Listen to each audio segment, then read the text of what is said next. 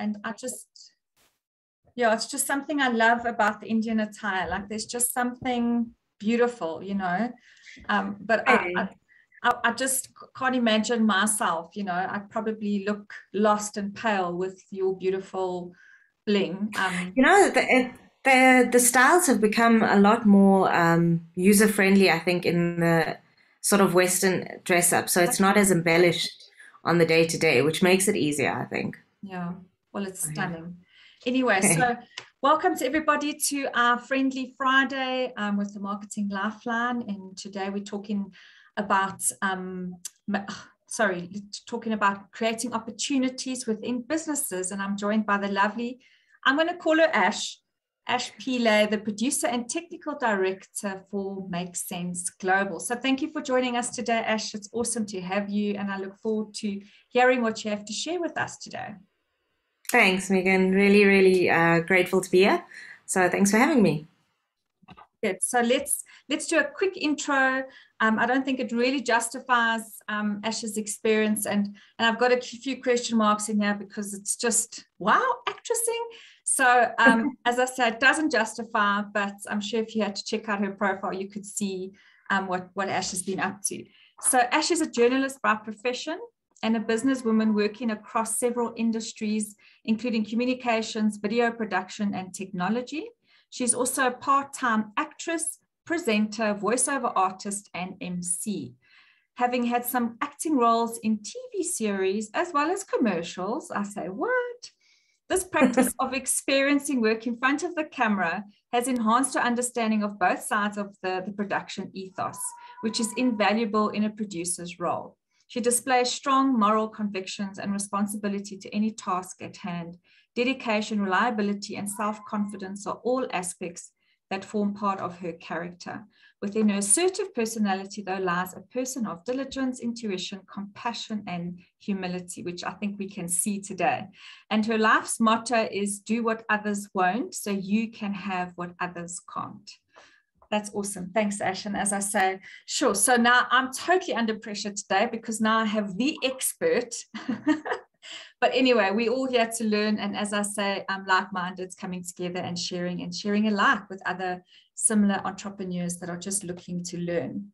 So let's just start off from the very beginning. Tell us a little bit about yourself and how MSG, or as we call it, MSG, Make Sense Global, was born. Thanks, Megan, and thank you for that illustrious introduction.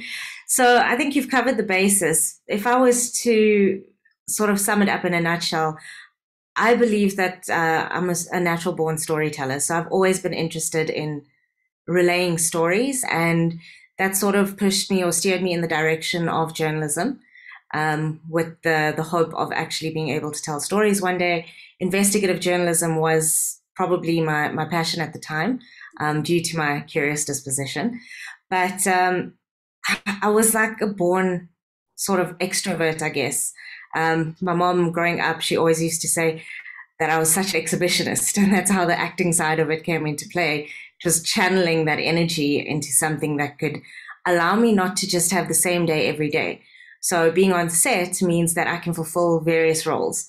So while I was a favorite in the family to study medicine and pursue the medical profession, I ended up going completely left field. And ironically, the first acting role I booked was playing a doctor. Oh, So I wow. actually remember my dad calling and asking me, what does it feel like to be a doctor, if only for a day? So I guess, yeah, in a nutshell, it's all down to communication, storytelling, essentially, visually, through written communication and the like. And then Make Sense Global, as an experiential side of things. It was born out of very enthusiastic, talented, and experienced individuals in the eventing sphere that realized basically that the industry, the events industry, was changing quite rapidly. Gone were the days, and it accelerated quite rapidly, where your large scale glitz and glamour type events were few and far between. And the focus shifted to be more on content, communication, really focused communication, and the ROIs in that role.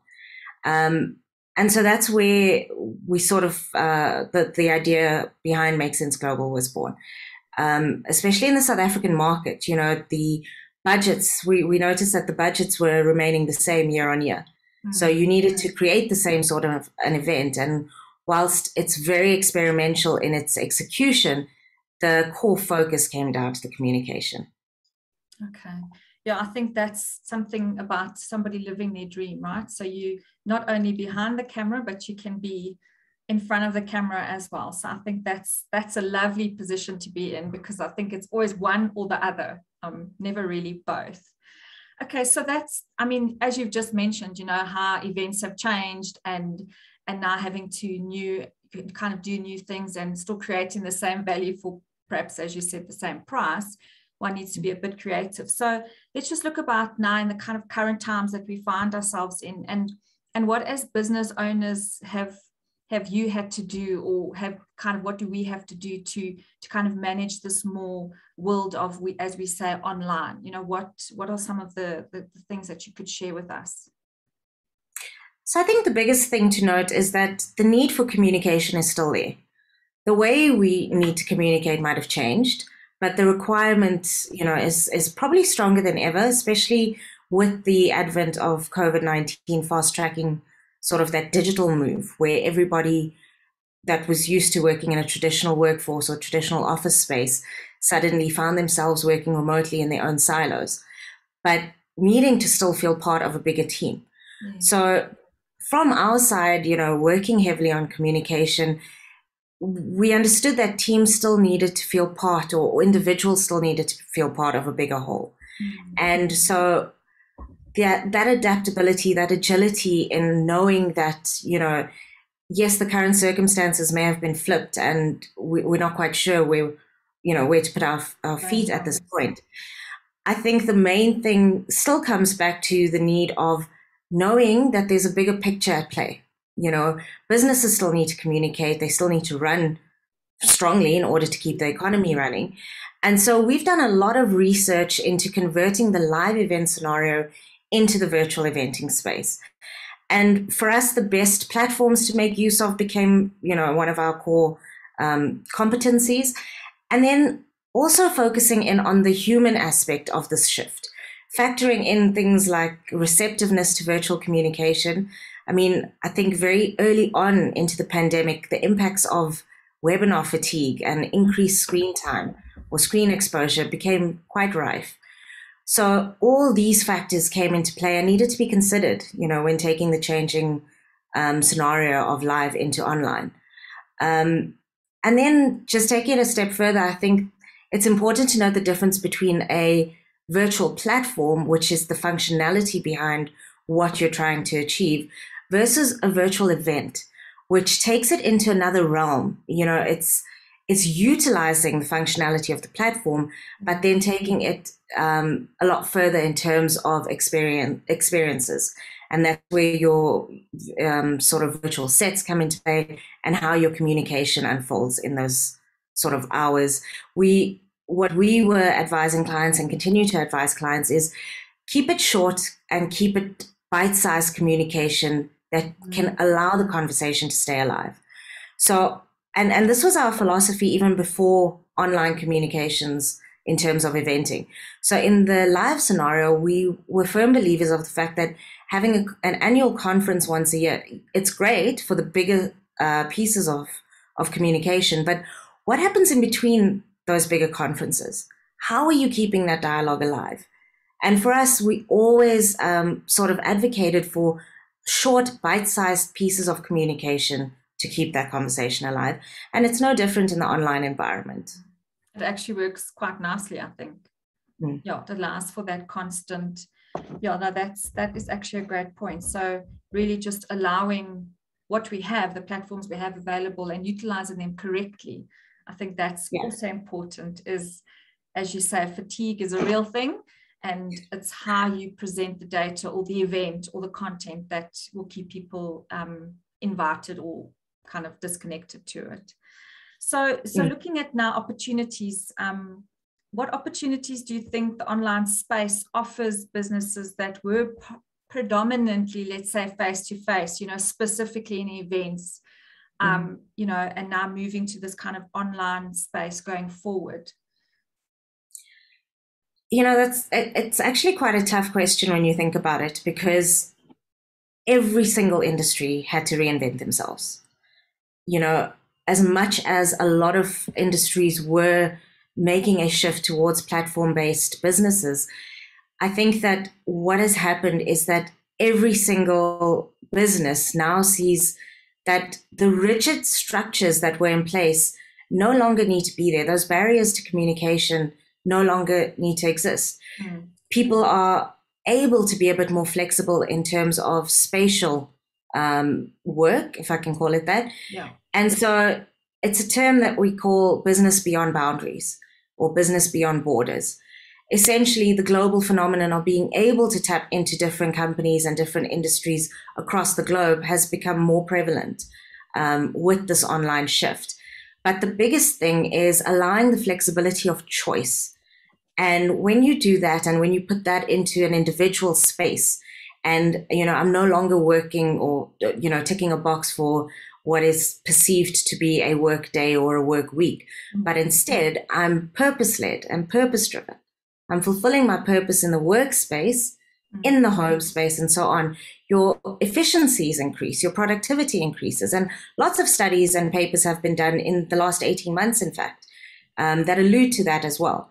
So I think the best thing that could come out of this is the fact that when people have that freedom of choice to do what they love on their terms, they'll do it more effectively and more efficiently. It does mean, however, that we need to be more accountable to ourselves and to one another. And that's why, again, your need to communicate to the team as a whole is still very, very important.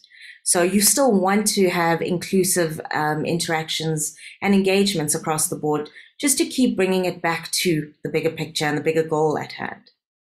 Yeah, I definitely agree with that, because I think, never mind the accountability. I mean, I think entrepreneurs, we know we have no choice but to be accountable. But I think the reality is that even in that capacity of being accountable in our home space, we still want that somewhat engagement with other people, having that external interaction to some degree, as people speak about the hybrid office space, some time in the office and out. But I agree. I think it's about being creative and how one uses the platforms that we have to still engage and do what one needs to do. And absolutely, I think it goes back to when we were possibly all in corporate days, kind of have to sit at your desk for 8 hours a day, and the reality of output, 4 hours maximum probably in a day that one was actually productive. So rightfully so, if people can use their time better, people would feel better and possibly also get other things done. So, and I think we see it.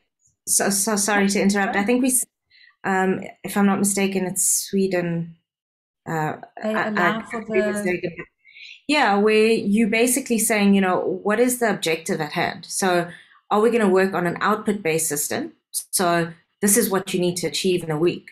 Do it on your terms, do it in the time that suits you best. But at the end of the day, these are the deadlines that need to be met, as opposed to having to clock your cards, for lack of a better terminology. But, 8 a.m., 5 p.m., what does that mean in this day and age? We're inundated with information. There is so much going on around us that we need to stay abreast with. And to try and include that into our lifestyle and things like that, we need to be able to have that flexibility to sift through all this information and then still achieve our objectives at the end of the day.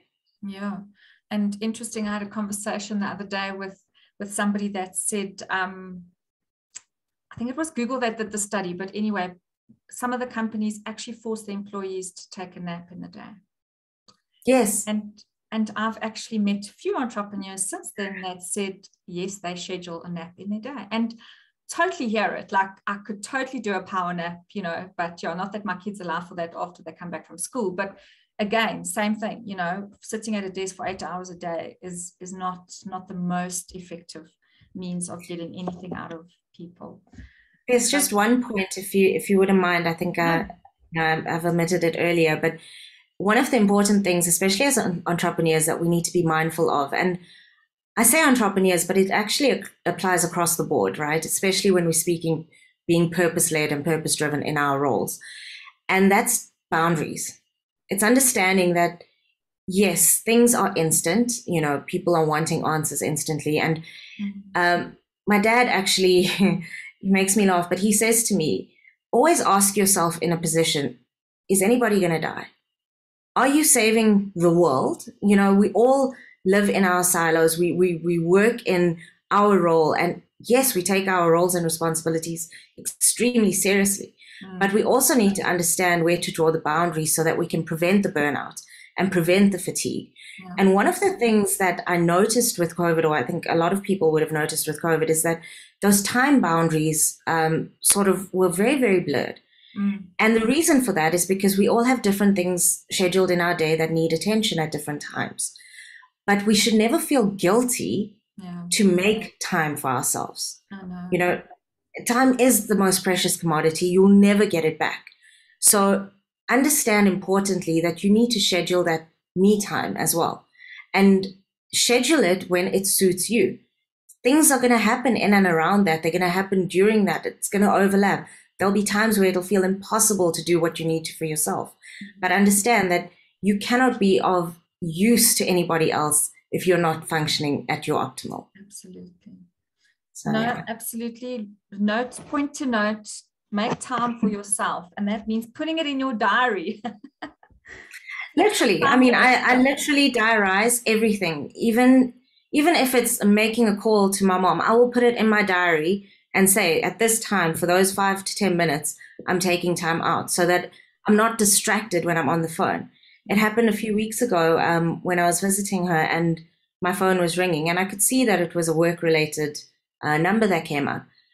And the person tried calling twice in a row and she's like, no, take that. And I said, no, I've booked out these 3 hours to spend time with you. It's focus time. So that can wait. And, no one's going to die. Those are actually my words too. Work around it is what I'm saying. Absolutely. So let's just look at some of your top tips that you want to share with us today.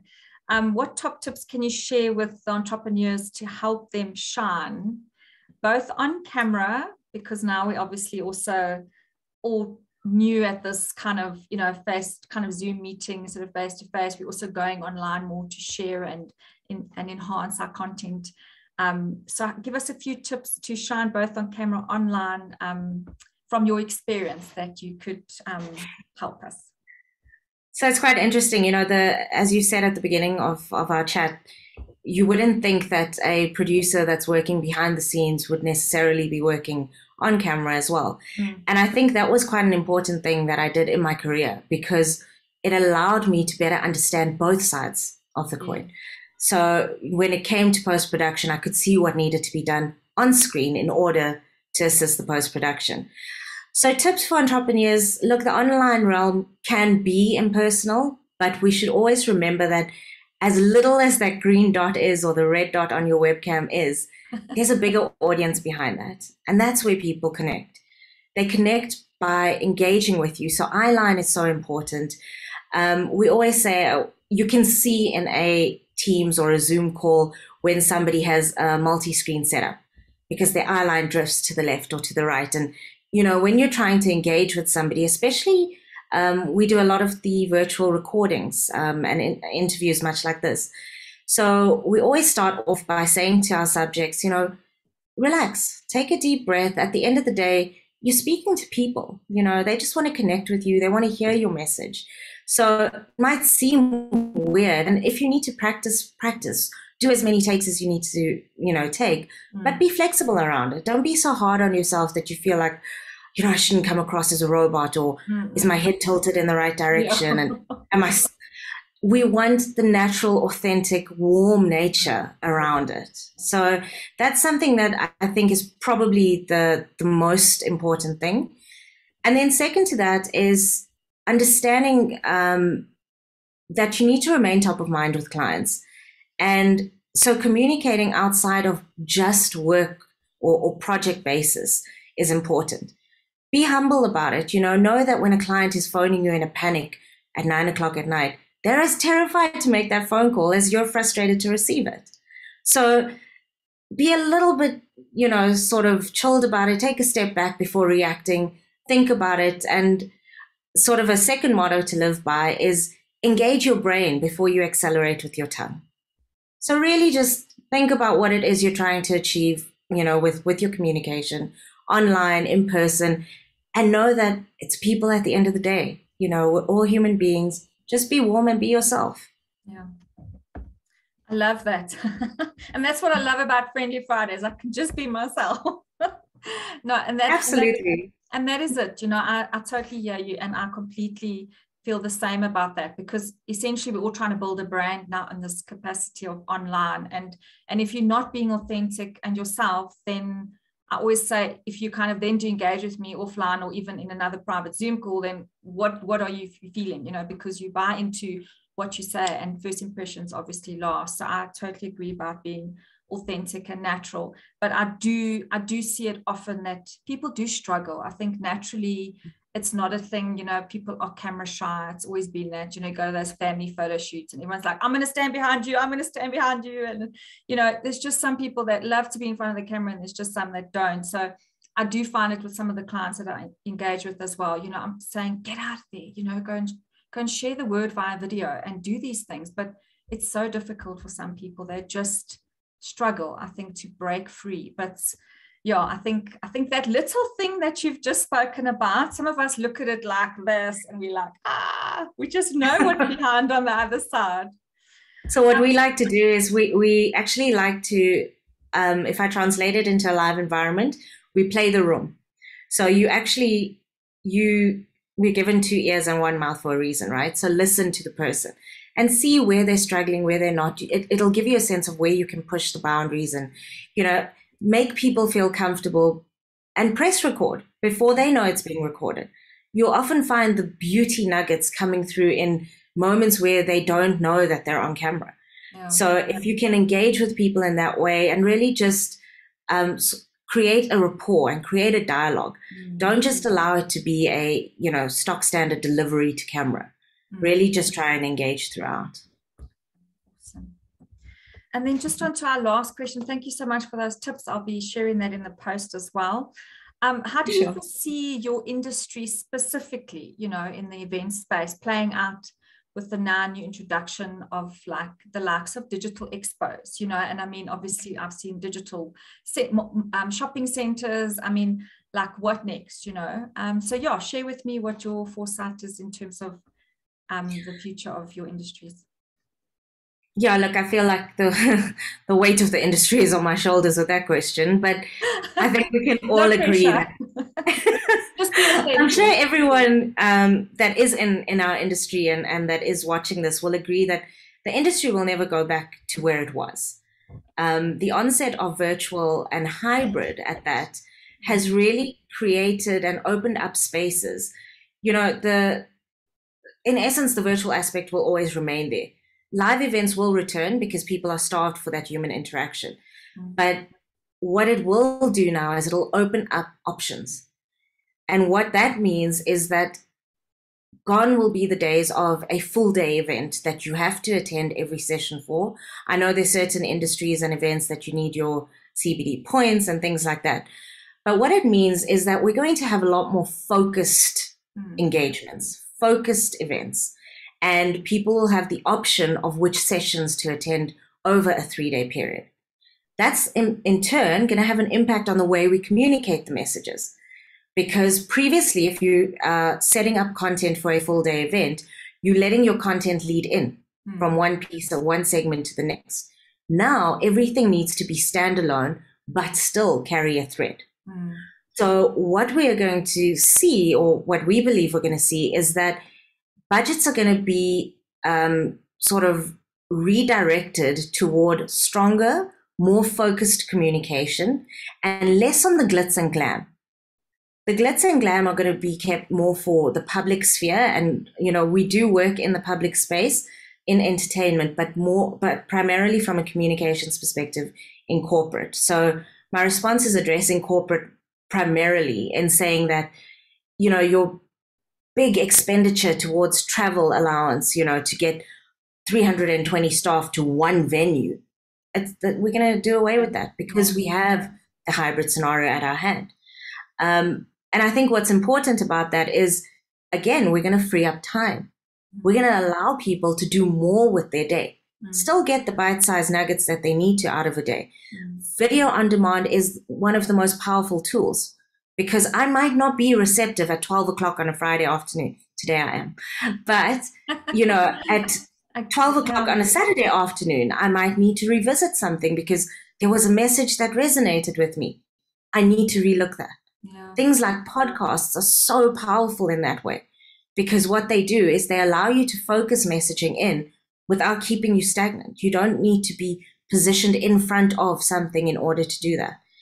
And so I think that's going to be one of the biggest shifts for us, is that the big scale experiential events are definitely going to move into a more virtual and hybrid realm. So I think everyone needs to prepare themselves for that and have that flexibility and agility.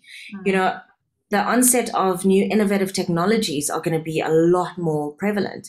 Things like Oculus goggles being, part and parcel of any event now, so that you can create that 3D experiential space all from the comfort of your home. So yes, people are yearning for that, but we've got to be careful in our industry not to make it gimmicky. Understand that when we do things, have a purpose behind it and have a function behind it so that you can fulfill a bigger role. And lastly, just keep the communication alive across that. So have your on-demand, have your bite-sized pieces of information that go out at intervals, because what that does is it keeps people accountable as well. I mean, I'm sure everyone has very often attended a conference that is annual, that has a team building component to it and almost like a goal setting component. But what happens post the conference? Where's the accountability toward, I pledge X in my team. And, 3 months down the line, we bring everyone together and we say, this is where we've gotten, this is how far we've come. We wait for the next year and we set new goal. So it's something to consider. It's something I can definitely relate to. And you mentioned two key things there for me, just to sum up, is time, the ability to, I remember those days of really wanting to go to a specific speaker at a conference that was over 3 days. But as you say, you've got one speaker at 12 o'clock on the Tuesday, one on Wednesday and one on Thursday. And, and sometimes you kind of find yourself sitting around waiting because now so I completely love that idea. So it gives me the flexibility to choose what's going to add better value to me and gives me time then to go on when I need to and get off. And that's fantastic. I love that. And at the same time, people are still benefiting because people will pay for the benefit of that. I think, it's not that people are not going to make as much money, but we can still go forward and still do what we used to do. It's just now, as you say, giving people the flexibility and choice, which I think is amazing. Absolutely. So thank you so much for sharing that with us. I just have one off the cuff question for you, and that's just to ask, do you prefer it in front of the camera or behind the camera? Depends on my mood of the day. I do like the fact that I can change personas in front of the camera, to be honest. But at the end of the day, it's escapism for me, to be completely frank. So being able to change up every single day or every single role because it's not the same role in front of camera, I enjoy that a lot. Well, that's your youth coming out of you, that actress in you.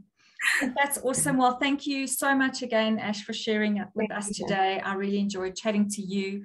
When I thought about opportunities and all these these times that we find ourselves in and all these industries, I just thought you probably more specifically than any other industry has really felt the power impact of kind of from face-to-face massive events to online, although, as you say, you've kind of just shifted your business approach, which is awesome. And I wish you guys the best of luck. Thank you so much. And thanks for having me. It was really great just to chat to you. It's an absolute pleasure. And then joining us next week, we have Marlon August from Story Advantage, and we're going to be talking about branding versus marketing. So please do join us again next week at 12 o'clock at same time, same place. And please, if you also like the video, share it with everybody. We'd love to also hear from you. And then we'll see you same time, same place next week. Happy weekend, everybody. Thanks. Bye.